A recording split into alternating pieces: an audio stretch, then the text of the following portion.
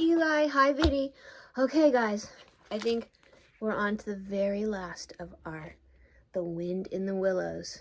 And Grandma's had so much fun reading this to you. So this is the last time. Remember we left off when they were gonna go back at Mole's home? And then they were fighting. And then let's go where we left off. The mole okay, Mole, he said, you're the best of fellows. Just cut along outside and look after those stout sentries of yours and see what they're doing. I've an idea that, thanks to you, we shan't have much trouble from them tonight.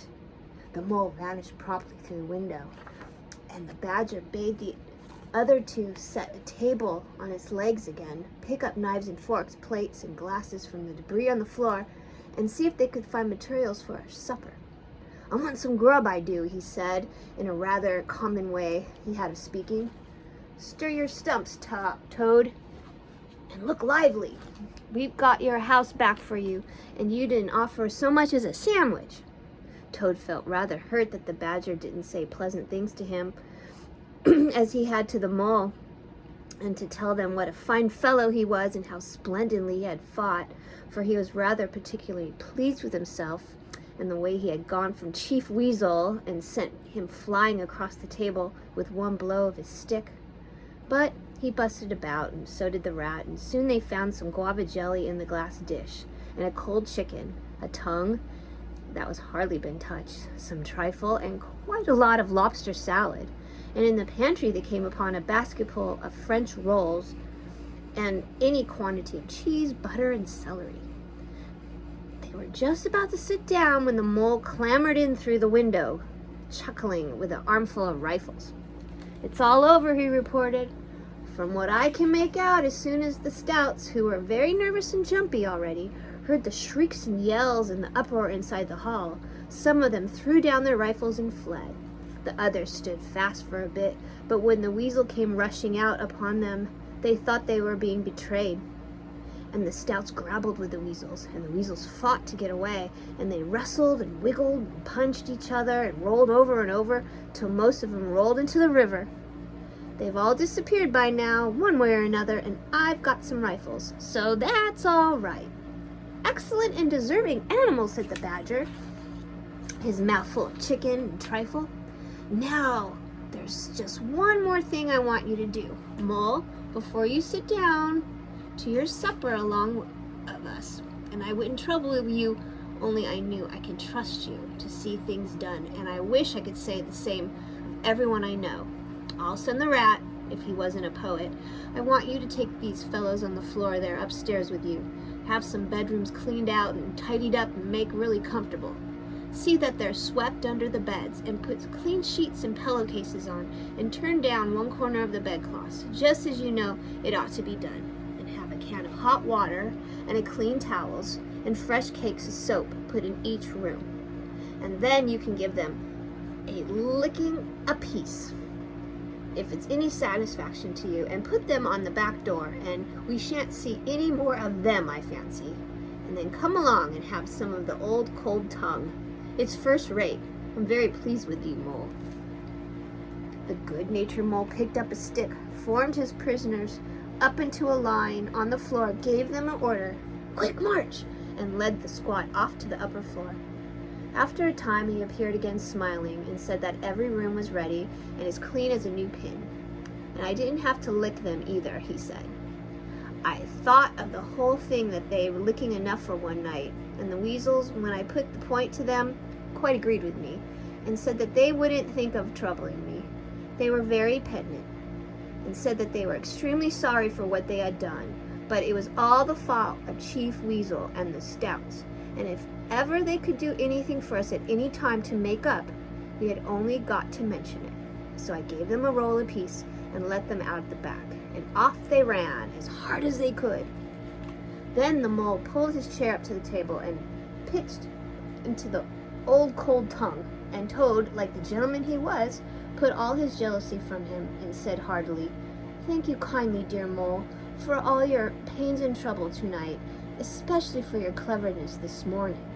The Badger was pleased at that and said, "There spoke my brave Toad." So he finished his supper in great joy and contentment, and presently retired to rest between clean sheets, safe in Toad's ancestral home, won back by the matchless valor, consummate strategy, and the properly handling of sticks. The following morning, Toad, who had overslept himself as usual, came down to breakfast disgracefully late, and found on the table a certain quantity of eggshells, some fragments of cold and leathery toast, a coffee pot 3/4 empty, and really very little else, which did not tend to improve his temper, considering that, after all, it was his own house. Through the French windows of the breakfast room, he could see the mole and the water rats sitting in the wicker chairs out on the lawn, evidently telling each other stories, roaring with laughter and kicking their short legs up in the air. The Badger, who was in the armchair and deep in the morning paper, merely looked up and nodded when Toad entered the room. But Toad knew his man, so he sat down and made the best breakfast he could, merely observing to himself that he would not square with the others sooner or later. When he was nearly finished, the Badger looked up and remarked rather shortly, "I'm sorry, Toad, but I'm afraid there's a heavy morning's work in front of you. You see, we really ought to have a banquet at once to celebrate this affair. It's expected of you. In fact, it's the rule." "Oh, all right," said Toad readily. "Anything to oblige. Though why on earth you should want to have a banquet in the morning, I cannot understand. But you know I do not live to please myself, but merely to find out what my friends want, and then try and manage it for them. You dear old Badger." "Don't pretend to be stupider than you really are," replied the Badger crossly, "and don't chuckle and sputter in your coffee while you're talking. It's not manners. What I mean is, the banquet will be at night, of course, but the invitations will have to be written and got off at once, and you've got to write 'em. Now sit down at the table. There's stacks of letter paper on it with Toad Hall on top of the blue and gold, and write invitations to all the friends, and if you stick to it, we shall get them out before luncheon. And I'll bear a hand too, and take my share of the burden. I'll order the banquet." "What?" cried the Toad, dismayed. "Me? Stop indoors and write a lot of rotten letters on a jolly morning like this, when I want to go around my property and set everything and everybody to rights, and swagger about and enjoy myself? Certainly not. I'll see you. Stop a minute, though. Why, of course, dear Badger. What is my pleasure or convenience compared with that of others? You wish it done, and it shall be done. Go, Badger, order the banquet. Order what you like. Then join our young friends outside in their innocence mirth, oblivious to me and my cares and toils. I'll sacrifice this fair morning on the altar of duty and friendship." The Badger looked at him suspiciously, but Toad's frank, open countenance made it difficult to suggest any unworthy motive in his change of attitude. He quitted the room accordingly in the direction of the kitchen, and as soon as the door had closed behind him, Toad hurried to the writing table.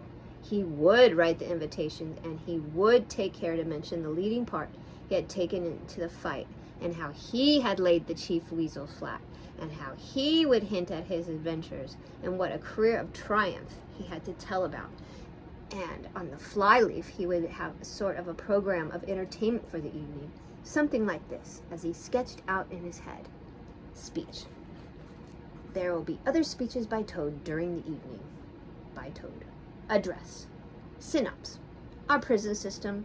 The waterways of Old England. Horse dealing and how to deal. Property, its rights and its duties. Back to the land. A typical English squire. By Toad. Song. Composed by himself by Toad. Other compositions by Toad will be sung in the course of the evening by the composer, Toad. The idea pleased him mightily, and he worked very hard and got all the letters finished by noon, at which hour it was reported to him that there was a small and rather bedraggled weasel at the door, inquiring timidly whether he could be of any service to the gentleman. Toad swaggered out and found it was one of the prisoners of the previous evening, very respectful and anxious to please. He patted him on the head, shoved the bundle of invitations to his paw, and told him to cut along quick and deliver them as fast as he could, and if he liked to come back again in the evening, perhaps there might be a shilling for him, or again, perhaps there might not. And the poor weasel, seeming rather quite grateful, and hurried off eagerly to do his mission. When the other animals came back to the luncheon, very boisterous and breezy after the morning on the river, the mole, whose conscience had been prickling at him, looked doubtfully at Toad, expecting to find him sulky and depressed. Instead, he was so uppish and inflated that the mole began to suspect something, while the rat and the badger exchanged significant glances. As soon as the meal was over, Toad thrust his paws deep into his trouser pockets, remarked casually, "Well, look after yourself, you fellows. Ask for anything you want," and was swaggering off in the direction of the garden, where he wanted to think out an idea or two for his coming speeches tonight, when the rat caught him by the arm. Toad rather suspected that he was after and did his best to get away, but when the badger took him firmly by the other arm, he began to see the game was up. The two animals conducted him between them into the small smoking room that opened out into the entrance hall, shut the door, and put him into a chair. Then they both stood in front of him, while Toad sat silent and regarded them with much suspicion and ill humor. "Now look here, Toad," said the rat. "It's about this banquet. And very sorry I have to speak to you like this, but we want you to understand clearly, once and for all, that there are going to be no speeches and no songs. Try and grasp the fact that on this occasion, we're not arguing with you. We're just telling you." Toad saw that he was trapped. They understood him. They saw through him. They had got ahead of him. His pleasant dream was shattered. "Mayn't I sing them just one little song?" he pleaded piously. "No, not one little song," replied the rat firmly, though his heart bled as he noticed the trembling lip of the poor disappointed Toad. "It's no good, Toady. You know well that your songs are all conceit and boasting and vanity, and your speeches are all self-praise and, well, and gross exaggeration, and gas," put in the badger in a common way. "It's for your own good, Toady," went on the rat. "You know you must turn over a new leaf sooner or later, and now seems a splendid time to begin, a sort of turning point in your career. Please don't think that saying all this doesn't hurt me more than it hurts you." Toad remained a long while plunged into thought. At last he raised his head, and the traces of strong emotion were visible on his features. "You have conquered, my friends," he said in broken accents. "It was, to be sure, but a small thing that I asked, merely leave to blossom and expand for yet one more evening, to let myself go and hear the tumultuous applause that always seems to me somehow to bring out my best qualities. However, you are right, I know, and I am wrong. Henceforth I will be very different, Toad. My friends, you shall never have an occasion to blush for me again. But, oh dear, this is a hard world." And pressing his handkerchief to his face, he left the room with faltering footsteps. "Badger," said the rat, "I feel like a brute. I wonder what you feel like." "Oh, I know," said the badger gloomily. "But the thing had to be done. This good fellow has got to live here and hold his own and be respected. Would you have him a common laughingstock, mocked and jeered by stoats and weasels?" "Of course not," said the rat. "And talking of weasels, it's lucky we came upon that little weasel just as he was setting out with Toad's invitations. I suspected something from what you told me, and had to look at one or two. They were simply disgraceful. I confiscated the lot, and a good mole is now sitting in the blue boudoir filling out plain, simple invitation cards." At last the hour for the banquet began to draw near, and Toad, who was leaving the others, had retired to his bedroom, was still sitting there, melancholy and thoughtful. His brow resting on his paw, he pondered long and deeply. Gradually his countenance cleared, and he began to smile long, slow smiles. Then he took to giggling in a shy, self-conscious manner. At last he got up, locked the door, drew the curtains across the window, collected all the chairs in the room and arranged them in a semicircle, and took up his position in front of them, swelling visibly. Then he bowed, coughed twice, and letting himself go with uplifted voice, he sang to the enraptured audience that his imagination so clearly saw. Toad's last little song. The toad came home. There was a panic in the parlor and a howling in the hall. There was a cry in the cowshed and a shrieking in the stall. When the toad came home. When the toad came home, there was a smashing in the window and a crashing in the door. There was a chivy of the weasels that fainted on the floor. When the toad came home. Bang go the drums, the trumpeters are tooting, and the soldiers are saluting, and the cannon they are shooting, and the motor cars are hooting as the hero comes. Shout, hooray, and let each one of the crowd try and shout it very loud in honor of an animal of whom we're justly proud, for it's Toad's great day. He sang very loud with great unction and expression, and when he was done, he sang it all over again. Then he heaved a deep sigh, a long, long sigh. Then he dipped his hairbrush into the water jug, parted his hair in the middle, and plastered it down very straight and sleek on each side of his face, and, unlocking the door, went quietly down the stairs to greet his guest, who he knew must be assembling in the drawing room. All the animals cheered when he entered and crowded round to congratulate him and say nice things about his courage and his cleverness and his fighting qualities. But Toad only smiled faintly and murmured, "Not at all," or "Sometimes for a change." On the contrary, Otter, who was standing on the hearthrug, describing to an admirable circle of friends exactly how he would have managed things had he been there, came forward with a shout, threw his arm round Toad's neck, and tried to take him round the room in triumphant progress, but Toad, in a mild way, was rather snubby to him, remarking gently, as he disengaged himself, "Badger was the mastermind. The mole and the water rat bore the brunt of the fighting. I merely served in the ranks and did little or nothing." The animals were evidently puzzled and taken aback by this unexpected attitude of his, and Toad felt, as he moved from one guest to the other, making his modest response, that he was an object of absorbing interest to everyone. The Badger had ordered everything of the best, and the banquet was a great success. There was so much talking and laughter and chaff among the animals, but through it all, Toad, who of course was in a chair, looked down his nose and murmured pleasant nothings to the animals on either side of him. At intervals he stole a glance at the Badger and Rat, and always when he looked they were staring at each other with their mouths open, and this gave him the greatest satisfaction.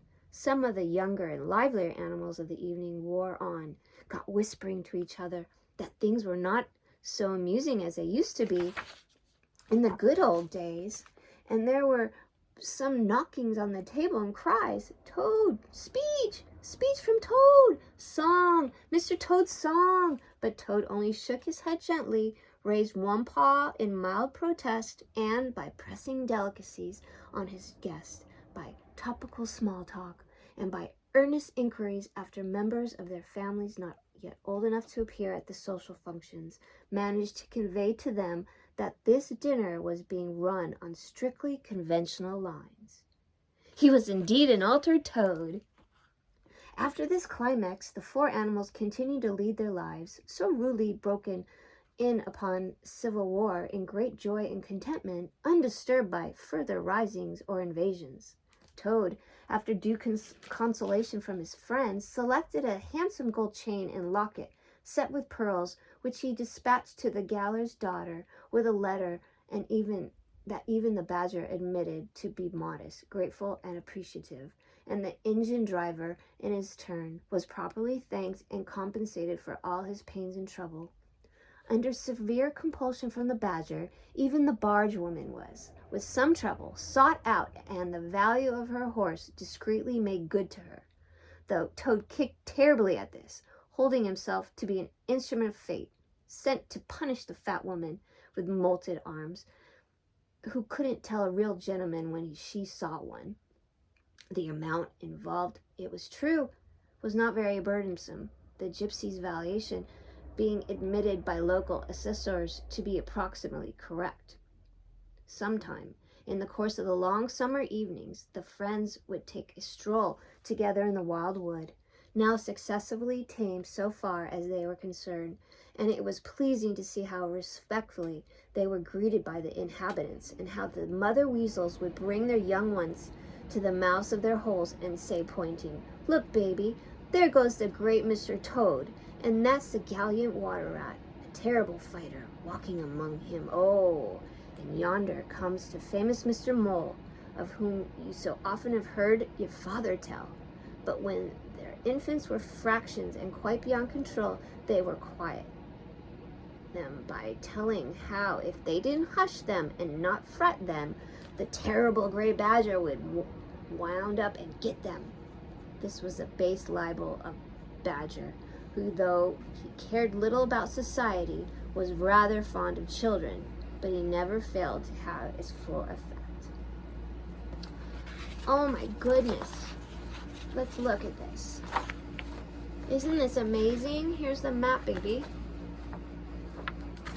I loved reading this to you. I hope you liked it. Grandma loves you. Mwah!